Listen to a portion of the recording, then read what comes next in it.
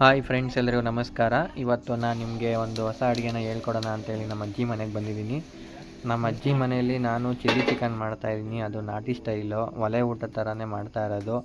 ಯಾವ ರೀತಿ ಮಾಡ್ತೀನಿ ಅನ್ನೋದನ್ನ ಈ ವಿಡಿಯೋದಲ್ಲಿ ಕಂಪ್ಲೀಟಾಗಿ ನೋಡಿ. ಫಸ್ಟಿಗೆ ನಾನು ಸ್ವಲ್ಪ ಎಣ್ಣೆ ಬಿಟ್ಟಿದ್ದೀನಿ, ಪಾತ್ರೆ ಇಟ್ಟು ಅದಕ್ಕೆ ಎಣ್ಣೆ ಬಿಟ್ಟು ಸ್ವಲ್ಪ ಕಾಯಕ್ಕೆ ಬಿಡಬೇಕು. ಕಾದಾದಮೇಲೆ ಅದಕ್ಕೆ ಈರುಳ್ಳಿ, ಟೊಮೊಟೊ ಅದೆಲ್ಲ ಹಾಕಬೇಕು. ಅದಕ್ಕಿಂತ ಮುಂಚೆ ಅದೆಲ್ಲ ಕಟ್ ಮಾಡಬೇಕು. ನಾನು ಕಟ್ ಮಾಡ್ಕೊಂಡಿದ್ದೀನಿ, ಸ್ವಲ್ಪ ಈರುಳ್ಳಿ, ಟೊಮೊಟೊ ಎಲ್ಲ ಕಟ್ ಮಾಡಿ ಇಟ್ಕೊಂಡಿದ್ದೀನಿ. ಮತ್ತು ಇದಕ್ಕೆ ಬೇಕಾಗಿರೋ ಇಂಗ್ರೀಡಿಯೆಂಟ್ಸ್ ಏನಪ್ಪ ಅಂದರೆ ಈರುಳ್ಳಿ, ಟೊಮೊಟೊ, ಮೆಣಸಿನ್ಕಾಯಿ ಮತ್ತು ಶುಂಠಿ ಬೆಳ್ಳುಳ್ಳಿ ಪೇಸ್ಟ್. ಇಷ್ಟಿದ್ರೆ ಸಾಕು. ಫಸ್ಟಿಗೆ ಶುಂಠಿ ಬೆಳ್ಳುಳ್ಳಿ ಪೇಸ್ಟ್ ಹಾಕಿ ಸ್ವಲ್ಪ ಹೊತ್ತು ಅದನ್ನು ಹಸಿ ವಾಸನೆ ಎಲ್ಲ ಹೋಗೋವರೆಗೂ ಬಿಡಬೇಕು.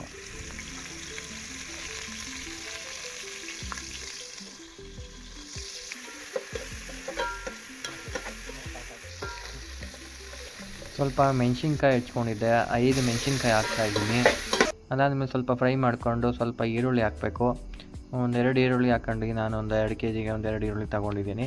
ಸ್ವಲ್ಪ ಈರುಳ್ಳಿನ ಈ ಥರ ಎಲ್ಲ ಹುರ್ಕೋಬೇಕು, ಬ್ರೌನಿಷ್ ಆಗಬೇಕು. ಅದಾದಮೇಲೆ ಟೊಮೊಟೊ ಹಾಕ್ತಾಯಿದ್ದೀನಿ. ಟೊಮೊಟೊನೂ ಅಷ್ಟೇ, ಅದೆಲ್ಲ ಈ ಥರ ಯೆಲ್ಲೋ ಕಲರ್ ಬರೋವರೆಗೂ ಅದನ್ನು ಫ್ರೈ ಮಾಡ್ಕೊತಾ ಇದ್ದೀನಿ ನೀಟಾಗಿ ಫ್ರೈ ಆದಮೇಲೆ ಚಿಕನ್ ಆ್ಯಡ್ ಮಾಡಬೇಕಾಗುತ್ತೆ. ತೊಳೆದಿಟ್ಟಿರೋ ಚಿಕನ್ನ ಈ ರೀತಿ ಸ್ವಲ್ಪನೇ ಹಾಕೋಬೇಕು. ನೀಟಾಗಿ ಅದು ಫುಲ್ಲೆಲ್ಲ ಹಾಕಿ ಸ್ವಲ್ಪ ಹೊತ್ತು ಅದನ್ನು ಹೀಟ್ ಮಾಡಿದ್ರೆ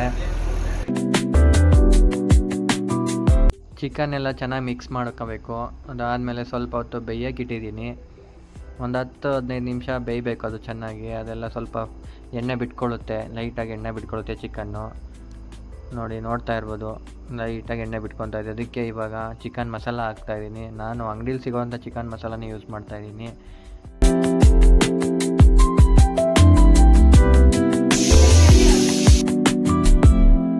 ಚಿಕನ್ ಮಸಾಲ ಹಾಕಿ ಒಂದು ಅರ್ಧ ಗಂಟೆ ಈ ಥರ ಬೇಯಕ್ಕೆ ಬಿಡಬೇಕು. ನೀವು ನೋಡ್ತಿರ್ಬೋದು ಎಷ್ಟು ಚೆನ್ನಾಗಿ ಬೆಂದಿದೆ ಅಂತ ಚಿಕನ್ನು. ನೀವು